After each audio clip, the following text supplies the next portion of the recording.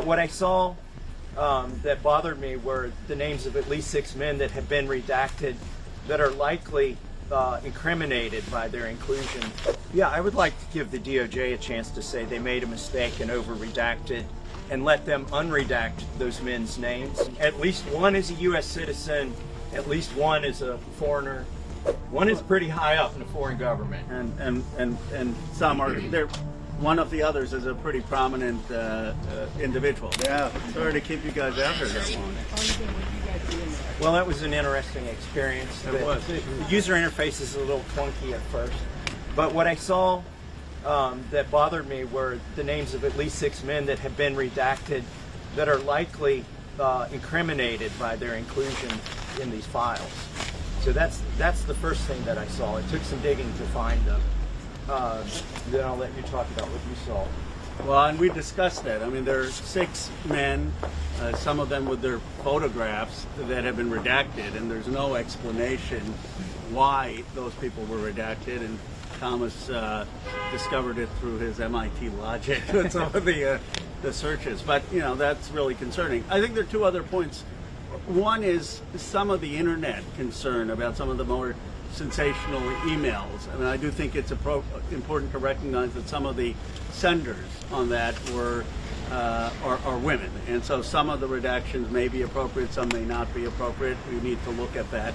But just because there's an email out there, it doesn't mean that there's necessarily an improper redaction. The bigger concern is these 6 individuals. I will say that the staff was very professional in allowing us to do the searches. Our bigger concern is that there's still a lot that's redacted, even in what we're seeing. We're seeing redacted versions. I thought we were supposed to see the unredacted versions, and that's because the documents produced to justice from the FBI, from the grand jury, was redacted when they got it. So we kept doing the searches for the unredacted information. It's the identical redactions that they have. Now, I don't think that's nefarious on the career attorneys that were reviewing it, but they obviously haven't gotten the production because our law says that the FBI and the original grand jury needs to be unredacted. Right. The U.S. attorneys and the FBI are compelled, as well as the DOJ, and the DOJ was responsible for this document production, and they just produced documents that have been given to them from the FBI, the 302 forms, for instance, which need to be unredacted. There was one other thing that definitely needs to be addressed. Some of these files have been taken down, like the DOJ produced them, and for some reason they took them down. Maybe they decided that victims' names were in there and that they needed further redactions. But those documents not only haven't been put back up on the site with the appropriate redactions, they were not available to us to search. As far as I could tell, we couldn't search the documents that had been taken off the internet. Can you share with us the name of the 6 men that you identified? I probably should do that from the floor or in a committee hearing. And look, they should be releasing these documents. We have many avenues where we can compel that legally. Maybe they've done it out of oversight. I don't know. I don't believe that. But, you know, they should be releasing those documents, and our hope is to get them to do that. And then in some of the redactions, they need to be very careful in whether that was a survivor or not. Just because, for example, someone is female doesn't necessarily mean they're survivors. And it seemed like they blanket redacted anyone who was a female from my review. Yeah, I would like to give the DOJ a chance to say they made a mistake and over-redacted and let them unredact those men's names. That would probably be the best way to do it. So how much of the redactions, you said that there are a lot of, the documents, some of what you saw in there had redactions. How much new information then did you see that was unredacted, or did it look pretty similar to what we've seen publicly? I mean, what we're after is the men who Jeffrey Epstein trafficked women to. We want those names published. We're not out to embarrass people.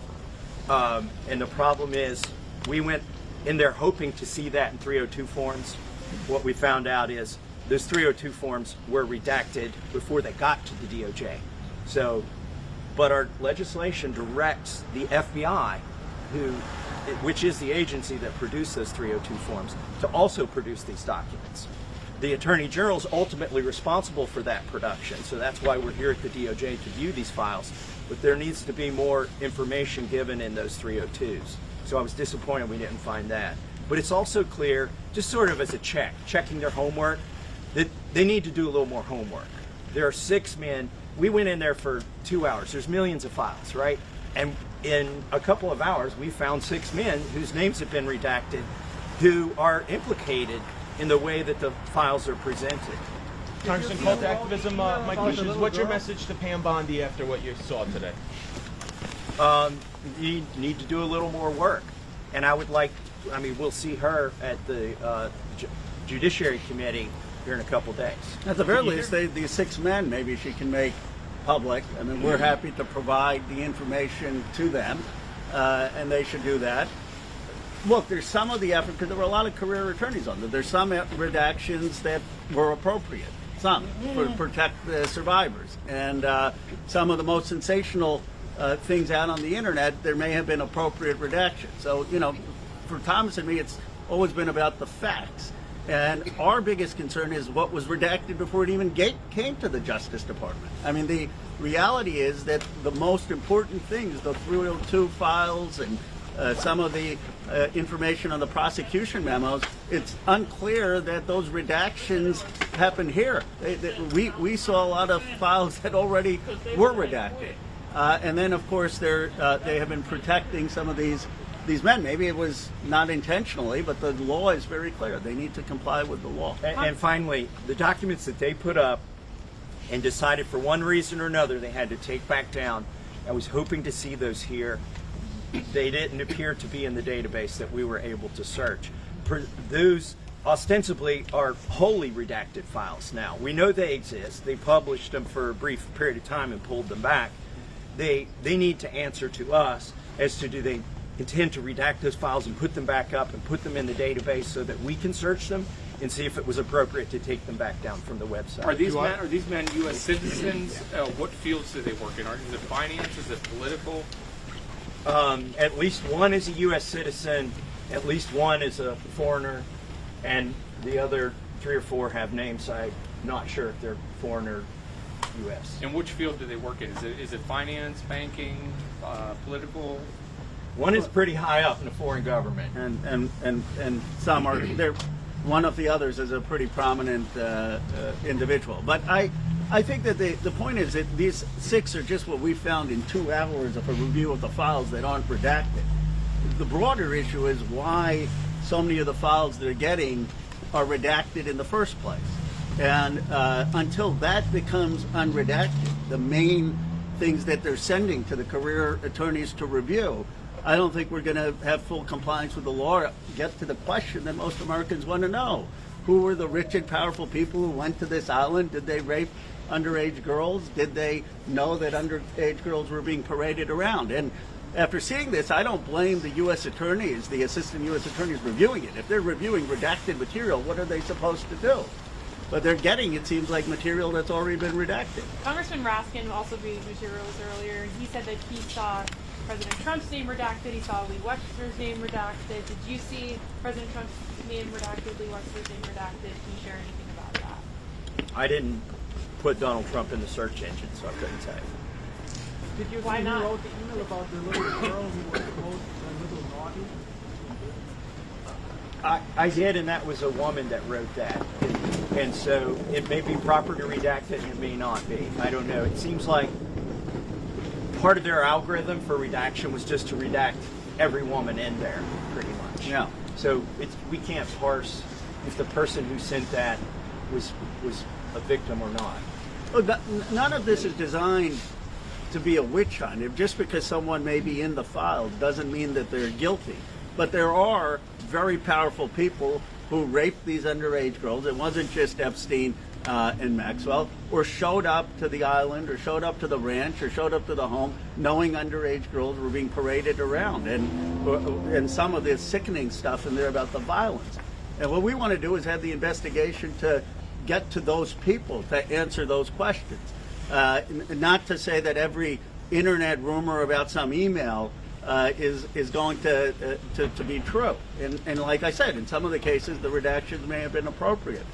But for Thomas and me, it's never been about getting Donald Trump or getting Bill Clinton or scoring political points or trying to destroy people's reputations. It's about actually getting justice for these survivors. Does you plan to read the 6 names on the House floor? I think we need to give the DOJ a chance to go back through and correct their mistakes. How long do they have to do that? How long do they have to unredact these files? They're already breaking the law. Look, they're way past the deadline. And the reason they gave for taking so much time is so they wouldn't release victims' information. But in fact, they've released all kinds of victims' information. So the problem here is not the deadline. The problem is they need to go back. They need to themselves check their own homework or have somebody else check it. And as Rose said, they need to go to the U.S. attorneys and the FBI, who are compelled by the legislation directly to produce that material to them unredacted. And I think, look, we could have brought contempt or impeachment weeks ago, but our interest is in actually getting the information out. And as a result of the strategy we've been pursuing, this is the largest release of the Epstein files in history. Now, it's not enough, but it has exposed people in the highest levels in technology, in finance, in real estate. It has exposed the establishment and monarchies in other countries. So our push is how do we expose this and have accountability, not how do we score political points or have retribution. You said this was a list. You said this was a list with like mugshots. Was this were authorities? I'm not sure if they're mugshots. Okay, were authorities investigating these individuals, or like? In one instance, it was, and in the other instance, it seemed to be. Congressman I've got to go. I'll let Thomas. I gotta go. All right. One question, one last question for you, Congressman Khanna. Congressman Massie has called for Commerce Secretary Howard Lutnick to face potentially some accountability for the connection that he has in these files. Do you support that call? Absolutely. Look at what's happening in Britain. You have a left government. Actually, I knew no Keir Starmer. I was excited when he won. And yet I believe he needs to be held accountable with what's happened with Mendelssohn. You have the British monarchy having to answer questions. I mean, the King of England is putting out statements. And yet in our country, we have not had that reckoning. People in power, whether they're in government, whether they're in finance, whether they're in technology, if they have been implicated in the files in morally embarrassing ways and in ways that shock the conscience, should be held accountable. And it should be regardless of party. So you're calling for Howard Lutnick to resign? I believe that Lutnick, at the very least, needs to be brought before Congress. I think, based on the evidence, he should be out of the cabinet. But you know, I mean, people say, "Oh, you're just a Democrat saying that." No, I mean, look at what he is, how much influence he had with Epstein, and he wasn't transparent about it. But again, it's not about Lutnick, and it's not about any particular person. In this country, we have to make a decision. Are we going to allow rich and powerful people who were friends and no problem doing business and showing up with a pedophile who was raping underage girls? Are we just going to allow them to skate? Or like other countries, are we going to have elite accountability and have accountability for the people who did that? Most Americans believe we need accountability. Can you confirm that Thanks. President Trump wasn't on this list? Congressman Massie. No, I didn't see one. Congressman Massie.